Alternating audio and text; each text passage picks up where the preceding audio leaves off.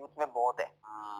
یعنی they can't actually relate to it and they can't believe it کہ young age میں بھی بندہ کمٹ ہو سکتا ہے. جی بالکل. اور وہ یہ بھی کہتے ہوں گے کہ یار تو بس اب پھنس گیا, کمیٹڈ ہی ہو گیا. اچھا مجھے اس سے یاد ہے کہ نا میری یونیورسٹی میں ایک میرا جونیئر تھا, 1 سال جونیئر, اور وہ تب 2nd ایئر میں تھا, میں 3rd ایئر میں تھا. اس کی شادی ہوئی تھی اور اس کا ایک بچہ بھی تھا ماشاءاللہ.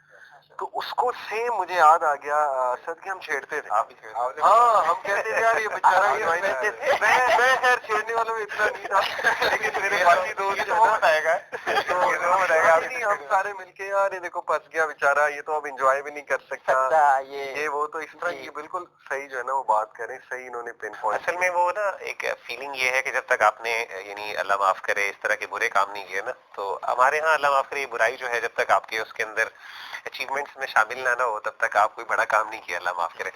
حالانکہ ہم نے over the period of time دیکھا ہے کہ جو مردانگی کے یا رجولیت کے جو سٹینڈرڈز ہیں نا وہ بہت بدل گئے ہیں. تو پہلے سٹینڈرڈ ہوتا تھا کہ جی ہم کلاسیکل اسکالرز میں دیکھتے ہیں اور کہ جی رجولیت کے اندر ایک بائی دا وے یہ چیز شامل ہمیں کئی اسکالرز میں ملتی ہے جو ملٹیپل شادیاں کرنے والے. تو ملٹیپل شادیاں کرنے والے, ینگ ایج میں شادی کرنے والے, ان کے یہاں سمجھاتا ہے مرد ہے. تو یہ ہوتا تھا ویری آنیسٹ, ٹھیک ہے.